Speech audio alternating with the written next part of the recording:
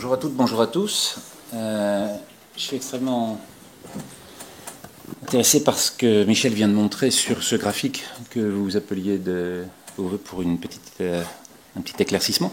Parce que c'est justement le point sur lequel on va comprendre ce qu'est une émergence. Comment un problème vient, se développe et finalement impacte les effets qui, sur la partie de l'environnement comme sur la partie de la santé qu'on va traiter maintenant, se trouve visualisé, compris de la même façon. Ça monte, ça déborde, ça va de plus en plus large, de plus en plus loin, et ce qui compte, c'est l'intensité totale, c'est-à-dire globalement tout ce qu'il y a, cette surface sous la courbe, dont on voit bien qu'entre le début et la fin du siècle, on va avoir une charge totale à laquelle il va falloir répondre en tant qu'individu, ce qu'on va voir maintenant, et en tant que société aussi.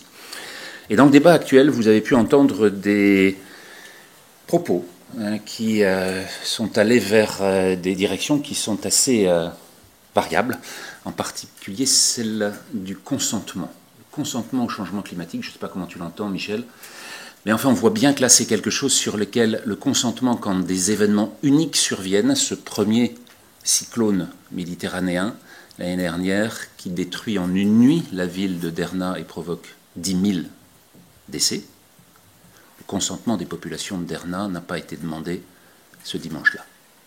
Et donc cette destruction, ce pouvoir destructeur est majeur, ce sont des effets directs des événements extrêmes que l'on a là, mais on va regarder ces effets directs et ces effets indirects, comment ils s'inscrivent dans le cadre de ce changement climatique. Michel l'a dit, on est presque à 1,5, c'est-à-dire l'objectif de la COP21 de Paris il y a 9 ans, dans lequel on se fait dépasser parce qu'elle n'était pas contraignante, et on a eu des records pour les 3 premiers mois de cette année qui montrent qu'on est toujours sur une tendance extrême. Et avec le GIEC, on a participé à cette réflexion sur les conditions de l'adaptation par rapport à nos capacités individuelles, et montré que pour chaque incrément, chaque dixième de degré, ce que disait à chaque fois Valérie Masson-Delmotte, eh les risques augmentent. Ceux-là même qui sont liés à cette courbe que Michel a présentée, d'une augmentation progressive de cette charge totale sous la courbe. Ça, ce sont les effets directs.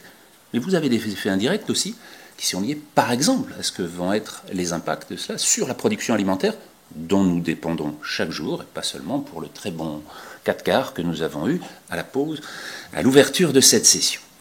Alors, très simplement, on va essayer de les détailler.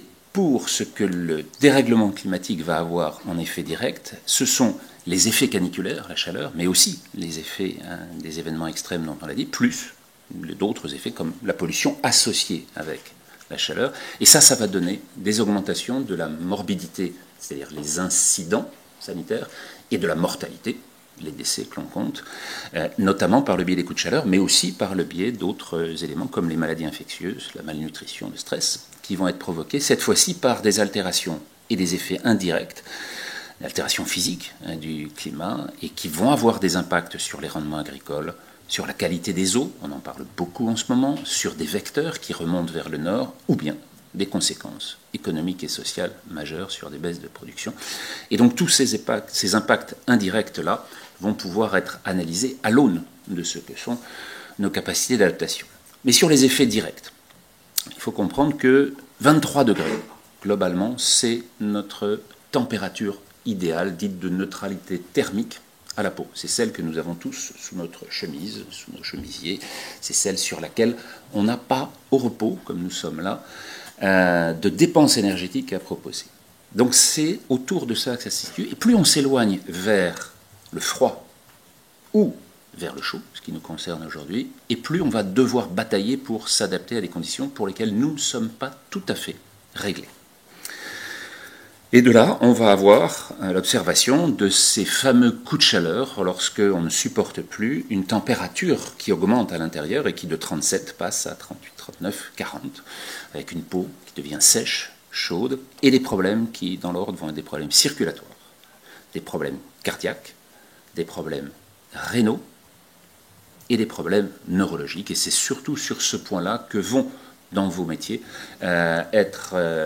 apparaître les premiers signes, avec des confusions, des réponses qui ne sont pas tout à fait claires, avec des gens qui perdent un petit peu le contact, avant d'avoir des signes beaucoup plus graves de délire, de convulsions parfois, puis d'entrer dans le coma et aboutir au décès. La température maximale que le corps peut supporter, c'est 42 degrés pendant quelques temps, 1 à 8 heures, selon les plus résistants. Au-delà, et quand on arrive sur des valeurs qu'on peut voir atteindre, on a une liquéfaction réelle, une liquéfaction des membranes cellulaires, donc les lipides, la graisse que constituent ces membranes, finit par se liquéfier. On a une coagulation des protéines, donc elles sont absolument plus fonctionnelles, et donc une nécrose, une mort cellulaire, qui finit par entraîner les dégradations d'organes majeurs, massifs qu'on voit. Et donc la physiologie sous contrainte d'augmentation de chaleur, sous contrainte thermique, c'est en fait une décompensation de toutes nos incapacités. On est limité dans nos capacités, on va le voir. On a des maxima entre lesquels on fluctue, entre le maximum et le minimum. Ça s'appelle l'homéostasie. Et quand on ne peut pas dépasser ça, on est dans des situations contraintes dans lesquelles on peut ou ne plus s'adapter. Ces questions d'insuffisance, elles sont bien entendu plus marquées pour les insuffisants caractérisés, que sont les insuffisants cardiaques, les insuffisants respiratoires, les insuffisants rénaux, qui ont des maladies qui ont dégradé ces organes depuis plusieurs années, en maladie chronique, et qui, eux, vont avoir des seuils beaucoup moins élevés, et qui donc vont déclencher beaucoup plus vite les signaux d'alerte. Et ça teste nos limites d'équilibre. Alors ce schéma, que vous allez revoir aujourd'hui, vous donne très simplement, schématiquement, ce que sont nos adaptations à la contrainte thermique. D'abord, c'est l'évapotranspiration, la même, c'est celle que nous, par nos glandes sudorales, on crée en libérant de l'eau, qui est de l'eau de l'intérieur de l'organisme, qu'on fait passer à l'extérieur, et au moment où elle se vaporise, elle emmène avec elle de l'énergie. Et donc ça nous permet de nous réfléchir, c'est le principe de la sueur. On peut emporter jusqu'à 600 calories par litre de sueur, et jusqu'à 2 litres par heure, on n'arrive pas à faire plus, et jusqu'à 10 litres par jour, mais à condition, bien entendu, de remettre de l'eau dans la machine, parce que sinon, on passe très rapidement dans ces conditions du coup de chaleur. Et toutes ces questions de déshydratation sont celles qui vont être les signaux d'alerte par lesquels les systèmes d'urgence font rentrer les malades, comptabilisent le nombre de... Et ceux qui avaient donné l'alerte étaient ceux qui le constataient dès juillet-août 2003, lorsque ces signes ont vu apparaître une quantité de personnes âgées arrivées aux urgences dans ces conditions. Le deuxième élément majeur, c'est celui de l'adaptation cardio-circulatoire, et donc celle dans laquelle on va tenter, en faisant ce qu'on appelle une vasodilatation, donc une ouverture de tous les vaisseaux périphériques à la surface cutanée, de tenter d'augmenter ces débits sudoraux, de tenter d'augmenter ces échanges thermiques pour dissiper la chaleur qui s'accumule quand les alertes viennent de 38, 39, 40 degrés à l'intérieur de l'organisme. On va avoir cette adaptation, mais qui, elle, du coup, va entraîner d'autres facteurs, une baisse de la tension artérielle, baisse du débit cardiaque, contre lequel on va essayer de s'adapter en accélérant le cœur. Enfin bref, on va demander une charge de travail de plus en plus importante, et ceux qui peuvent répondre le font. Ceux qui ne peuvent pas, en condition d'insuffisance cardiaque, vont commencer à avoir des problèmes importants. Et puis le troisième élément, avant d'arriver à ces signes neurologiques dont je vous ai parlé, et qui sont ceux du quotidien, sur les chantiers, sur les conditions pour les travailleurs en plein air, sont ceux sur lesquels on va avoir une telle problématique dans cette vasodilatation qu'il va y avoir des échanges qui ne sont pas permis habituellement, et en particulier sur le système digestif. Et on va avoir des échanges toxiques cette fois-ci, qui vont être liés à ce qu'on appelle l'endotoxinémie, qui fait qu'on va avoir des effets extrêmement dégradants sur ces échanges de ce qu'est notre milieu extérieur à l'intérieur de nous-mêmes. Le tube digestif, c'est l'extérieur. Oui, c'est ouvert en haut, c'est ouvert en bas, c'est de l'extérieur qui rentre, et dans lequel on ne fait que choisir ce qui va passer la barrière pour nous servir. L'énergie, les éléments, les micronutriments, etc. Mais ça reste des bactéries extérieures qui ne sont pas de notre génome, mais qui nous aident à dégrader tout ça. Sauf que, quand on n'a plus la force de tenir la barrière, eh bien à ce moment-là, elle rentre. Et du coup, elle se régale. Ce n'est pas toujours le cas pour nous. Pour essayer de faire plus simple par rapport à ce schéma-là que vous allez revoir, considérons ses capacités. Et par exemple, la relation avec l'âge. Nos capacités augmentent, on est au maximum à 25 ans, et puis progressivement, les choses se dégradent jusqu'au dernier jour. Si vous regardez un deuxième effet bien compréhensible, celui de la température avec ses capacités, il faut revenir à ce que sont nos observations très simples, et qui sont toujours, comme je vous le disais tout à l'heure, autour de la neutralité thermique, c'est-à-dire que les capacités maximales, celles des recordman du monde, dans toutes les disciplines de sprint, vous pouvez les voir de la même façon, on les aura cet été, sont aux alentours de 23 degrés.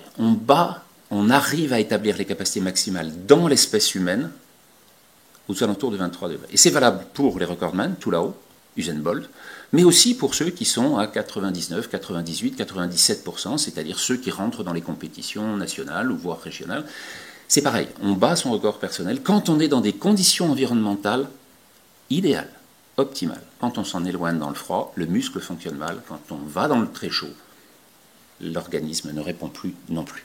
Et donc cette relation, si vous la mettez maintenant, cette fois-ci, à 25 ans, vous voyez qu'on n'arrête pas d'osciller selon les températures fraîches ou élevées autour de cet optimum. Ça, c'est quand on a 25 ans.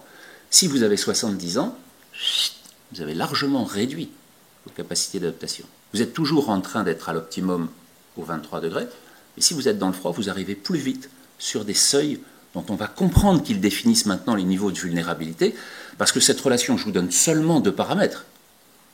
Il y en a des millions. Mais sur seulement 2 paramètres, vous voyez que vous avez cette espèce de cône qui ressemble un petit peu à ce que Michel a présenté. Parce que c'est ça le phénomène émergent. Nos capacités sont toutes incluses là-dedans. Parce que tout là-haut, il y a seulement Usain Bolt. Et au-delà de la courbe blanche, il n'y a personne. Mais il y a aussi, à 100 ans, Hideki Miyazaki qui a battu le record du monde sur 100 mètres en 44 secondes 22 centièmes.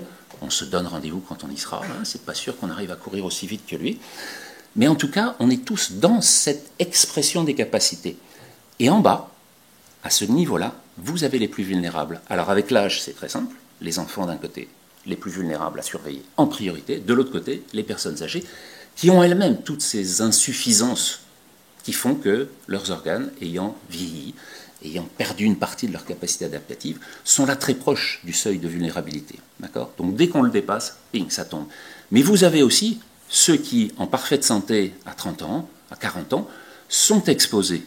Et ceux-là, les militaires les connaissent très bien, ces coups de chaleur, dans ce qu'on appelle le coup de chaleur d'exercice. C'est aussi le cas pour les sportifs, évidemment, et tous les travailleurs du bâtiment, des travaux publics, tous les travailleurs extérieurs, ceux qui font les vendanges. On a eu 4 décès l'année dernière sur les vendanges en Champagne, avec des phases de chaleur qui ont fait qu'on s'interrogeait sur des personnes qui n'avaient pas l'air comme ça, d'être en susceptibilité particulière pour cet événement.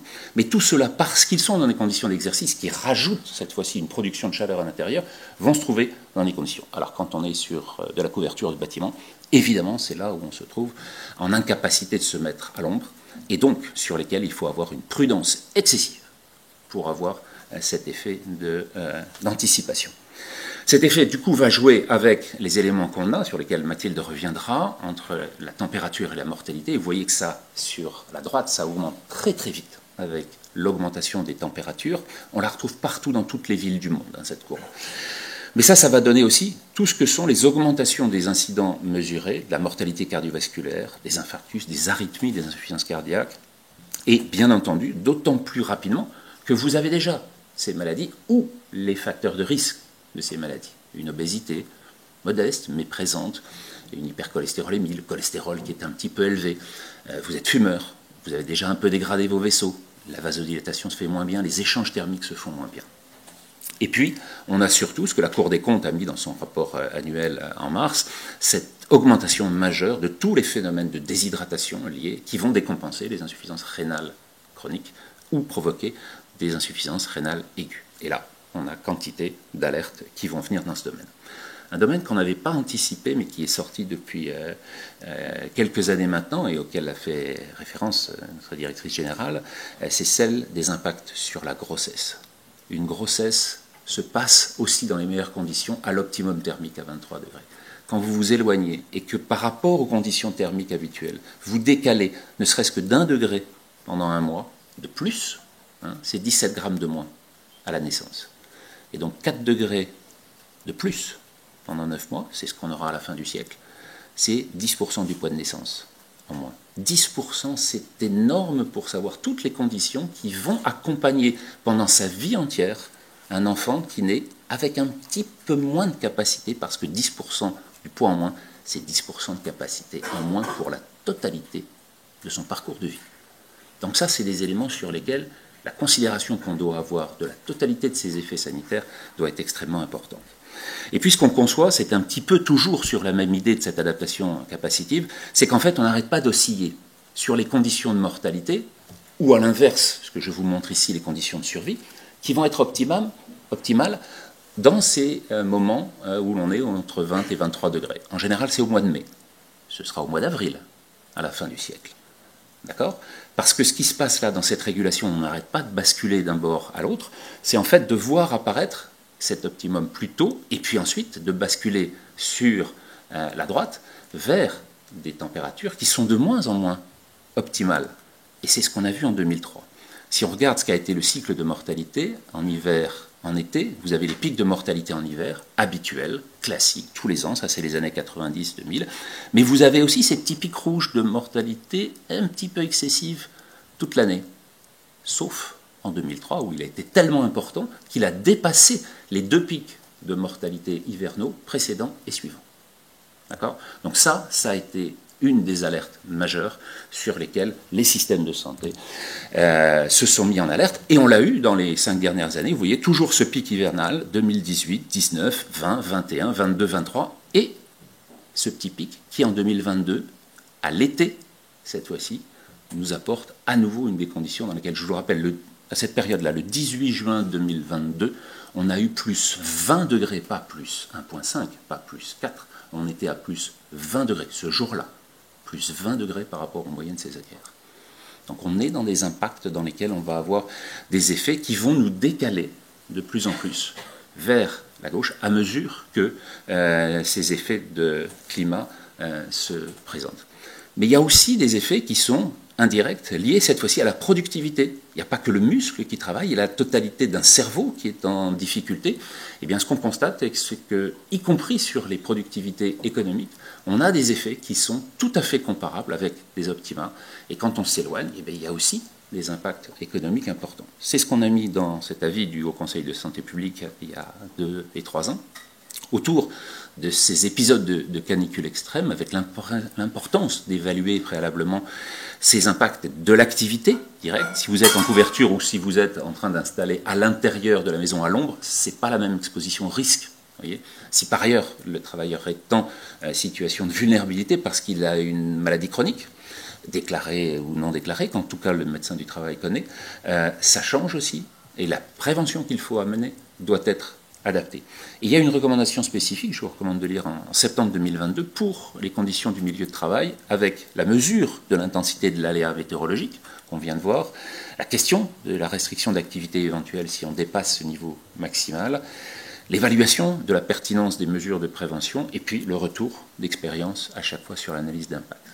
Alors, quelle température? Je ne vais pas passer là-dessus, si ce n'est pour dire que sur cette température au globe, on va avoir des effets qui sont très bien intégrés par les militaires, et en particulier les États-Unis qui nous ont dit, voilà, vous avez dans une mesure dite au bulbe, dans la température sur ce globe, ce bulbe qui est amené, une mesure dans laquelle vous intégrez l'humidité, qui est un facteur majeur qui prévient ou empêche l'évaporation et donc la sudation, et dans lequel vous avez des interdictions de réaliser qui s'appliquent maintenant dans le domaine sportif aussi aux compétitions, aux grandes compétitions dans lesquelles on interdit des marathons ou des grandes compétitions de masse dans lesquelles on sait qu'on a un risque public important. Les sportifs de haut niveau ont d'autres réflexions et d'autres capacités d'adaptation et de préparation, mais on a ça sur lesquels on sait que certaines températures disent on ne va pas au-delà. Et puis, avec les effets indirects, on va avoir d'autres éléments qui vont montrer que la physiologie animale et végétale suit rigoureusement les mêmes conditions que celles qu'on a dans la physiologie humaine. Ça, c'est l'élévation de la mortalité dans les étables françaises qu'on a connues en 2003. On a eu la même chose en 2022, dans le nord de la France notamment, ce qu'on n'imaginait absolument pas. On a des reculs en 2003 sur la production du maïs en France. On a des mesures qui sont faites sur les reculs par degré des rendements céréaliers, ce qui veut dire, là encore, sur le système alimentaire mondial, quels sont les échanges. On voit l'importance des contextes géopolitiques sur les prix, mais changement climatique lui-même va avoir un effet majeur. Et puis, on en a parlé brièvement, les élévations sur la propagation des vecteurs dans les maladies émergentes, et c'est le cas notamment avec Aedes albopictus, le fameux moustique tigre, qui était en 2017 en Île-de-France, qui est maintenant dépassé les Hauts-de-France, en train de grimper dans le nord de l'Europe, avec tout son cortège de maladies vectorielles qu'il amène. Et puis le dernier point, c'est les impacts indirects de ces événements extrêmes. Les feux, dont on sait que ça va progresser sur le territoire français à mesure que ces temps et ces périodes, donc avec des effets qui sont potentiellement mortels pour ceux qui s'y trouvent piégés, c'est toujours le cas en général, mais c'est surtout sur, là encore, les impacts économiques de la destruction de ces zones forestières et des échanges qu'on peut avoir. C'est celle de l'inhabituel. L'inhabituel, c'est des destructions inhabituelles qu'on a connues il y a 14 ans avec Xynthia, des lieux inhabituels, le Mozambique, on n'avait jamais vu ça. Des durées inhabituelles, ça a été Freddy l'année dernière, avec une durée de 35 jours sur l'ensemble du passage. Il faisait des allers-retours pour ce cyclone dans le sud. C'est des puissances inhabituelles avec des disparitions entières de zones, pas seulement de villes, mais de zones qui partent avec les précipitations en Allemagne il y a 3 ans. Et puis, s'il y a plus de tempêtes en Europe, dans les modèles certains qu'ils amènent vers, cette fois-ci non pas le nord de l'Europe, mais vers le golfe de Gascogne, avec des impacts dont on va voir au fur et à mesure, Florent l'année dernière, c'est effectivement, avec l'association, avec le niveau des mers, des questions qui sont posées aux habitants de l'île de Sein, dont on a entendu au moins l'une des représentantes mardi, de façon extrêmement intéressante, parce que la résilience ensuite, c'est aussi une faculté adaptative quand on a perdu l'ensemble de son patrimoine d'un seul coup dans ce domaine. Et puis il y a un acteur clé là-dedans. Un acteur clé, c'est aussi dans le domaine économique ceux des assurances et des réassurances. Et la question de l'aléa, si le risque devient certain, pose la question du devenir assurantiel sur lesquels s'expriment les assureurs américains actuellement, franchise ou exclusion, dans quel sens on arrête de tenir, ou bien même les déclarations des assureurs français, Henri de Castries pour ne pas le nommer, qui dit une augmentation à 2 degrés, c'est peut-être encore assurable, une hausse de 4 degrés ne l'est pas. Voilà une déclaration qui l'année dernière donne son pesant sur ce que seront les contextes adaptatifs de la totalité de celles et ceux qui, dans leurs insuffisances, dans leurs maladies chroniques, dans leurs effets, vont aussi manquer de ressources dans ce contexte. Donc cette crise climatique qui s'accompagne peut-être d'une crise morale revient aussi à se poser la question, ce qu'on avait fait, je termine, sur les fortes contraintes que l'on va avoir. Est-ce qu'on est capable d'envisager, c'était une question qu'on avait posée dans ce rapport du Haut Conseil de santé publique il y a 9 ans, remis aux 2 ministres de la Santé et de l'Environnement de l'époque, est-ce qu'entre les eaux de loisirs, l'eau pour l'agriculture, le refroidissement pour les centrales, on est capable de planifier et donc de distribuer, ou est-ce qu'on fait simplement la désignation d'adversaires au sein de la société, désignés par le terme de terroriste, au moment où on applique sur Sainte-Soline des réserves particulières. Sur la question de l'alimentation, je reviens, c'est celle de l'énergie du quotidien.